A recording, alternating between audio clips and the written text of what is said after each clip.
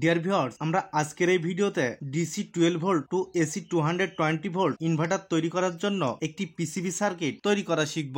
আমাদের চ্যানেলের ইতিপূর্বের ভিডিওতে দুটি পার্ট ছিল, সেখানে দেখানো হয়েছিল আমরা কিভাবে এই ইনভার্টার সার্কিটটি তৈরি করতে পারি এবং এর পিসিবি ডিজাইনও আমরা কিভাবে হোমমেড ভাবেই তৈরি করে নিতে পারি। সো আপনারা যারা এই পার্ট দুটি মিস করেছেন তারা এই ভিডিওর ডেসক্রিপশন বক্স থেকে ঘুরে আসবেন, সেখানে সেই ভিডিওর দুটির লিংক দেওয়া থাকবে। সো ভিউয়ার্স, আমরা আজকের এই ভিডিওতে এই পিসিবি সার্কিটটি কমপ্লিট করব এই সার্কিট ডায়াগ্রামটি দেখে দেখে এবং তৈরি করব একটি পূর্ণাঙ্গ ইনভার্টার সার্কিট। সো আমরা আর বেশি কথা না বাড়িয়ে চলুন ভিডিওটি শুরু করা যাক।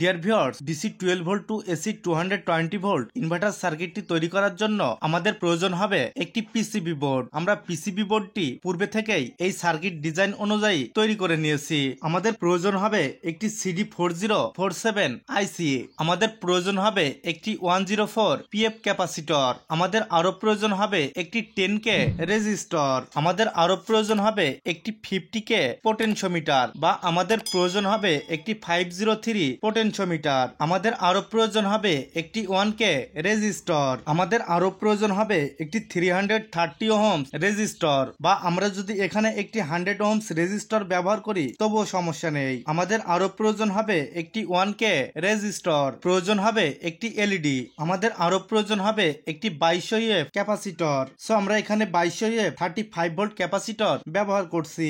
ডিয়ার ভিউয়ার্স, এবার আমাদের প্রয়োজন হবে মোসফেট। আমরা মোসফেট গুলো যে কোনো মানের ব্যবহার করতে পারি। আমাদের ইনভার্টার সার্কিটটিতে ব্যবহার করছি IRF3205 MOSFET. Deer viewers, circuit design অনুযায়ী আমরা 6টি মোসফেট নিয়ে নিয়েছি।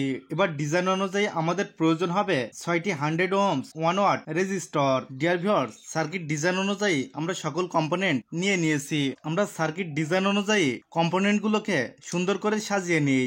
ডিয়ার ভিউয়ার্স, আমরা দেখতে পাচ্ছি সার্কিট ডায়াগ্রামের এপাশে আইসির লেগ। সো আমরা হাতের বাম পাশে আইসির লেগটি রাখবো এবং পিসিবি সার্কিটটাকে আমরা ঠিক এভাবে ধরবো। ডিয়ার ভিউয়ার্স, আইসিটাকে খুব সুন্দর করে বসিয়ে নিয়েছি। এবার 104 পিএফ ক্যাপাসিটরটাকে বসিয়ে নিব। এবার 10K রেজিস্টরটাকে বসিয়ে নিব। 50K ট্রিমারটিকে বসিয়ে নিব। এবার 1K রেজিস্টরটাকে বসিয়ে নিব। ডিয়ার ভিউয়ার্স, আমরা এভাবে কম্পোনেন্ট গুলোকে সুন্দর করে বসিয়ে নিয়ে সোল্ডারিং করব। এবার আমরা 330 ওহমস বা 100 ওহমস একটি 1 ওয়াট রেজিস্টর বসিয়ে নিব। এবার একটি 1K রেজিস্টর বসিয়ে নিব। সম্মানিত ভিউয়ার্স, আমরা কিন্তু সার্কিট ডিজাইনটি অনুযায়ী বসিয়ে নিচ্ছি। সার্কিট ডায়াগ্রামটি ফলো করলে কম্পোনেন্ট গুলোকে লাগাতে অনেক সুবিধা হবে। সো এবার আমরা দেখতে পাচ্ছি এপাশে পজিটিভ লাইন। সো আমরা এলইডির পজিটিভ লাইন পজিটিভের সাথে এবং নেগেটিভ লাইনটাকে নেগেটিভের সাথে লাগিয়ে দিব।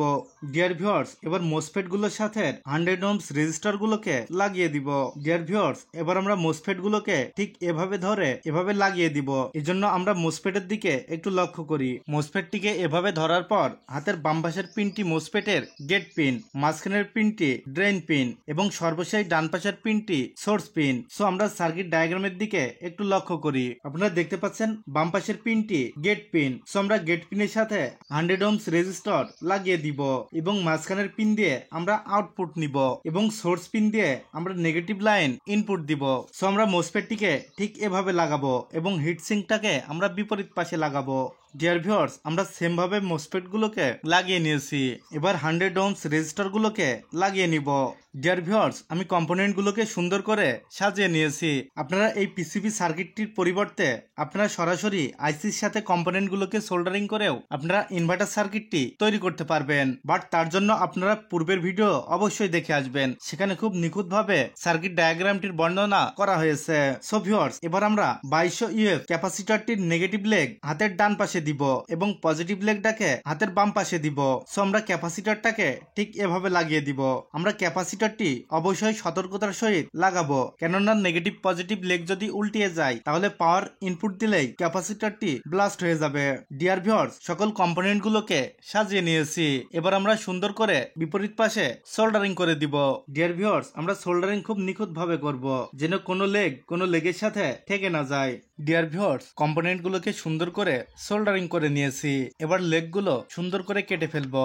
ডিয়ার ভিউয়ার্স, এটি হলো পজিটিভ লাইন এবং এটি হলো নেগেটিভ লাইন। এই পজিটিভ লাইন থেকে ট্রান্সফরমারের পজিটিভ লাইন ইনপুট হবে। সো আমরা এই লাইনটাকে একটু স্ট্রং করে দিই। ডিয়ার ভিউয়ার্স, আমাদের সার্কিটটিতে সকল কম্পোনেন্ট সোল্ডারিং করা টোটালি সম্পন্ন। এবার আমরা মোসফেটের দুপাশে হিটসিং লাগিয়ে সার্কিটটাকে ব্যবহার করতে পারি। আমরা পরবর্তী ভিডিওতে মোসফেটের সাথে দুটি হিটসিং লাগিয়ে সার্কিটটাকে চেক করে দেখব। সো আপনারা ততক্ষণে চ্যানেলের সাথেই থাকবেন। আর আজকের ভিডিওটি ভালো লাগলে অবশ্যই লাইক করবেন। ডিয়ার ভিউয়ার্স, আজকের ভিডিওটি এখানে শেষ করছি। দেখা হবে আগামী কোনো নতুন ভিডিওতে। ততক্ষণে সবাই ভালো থাকবেন, সুস্থ থাকবেন। আল্লাহ হাফেজ।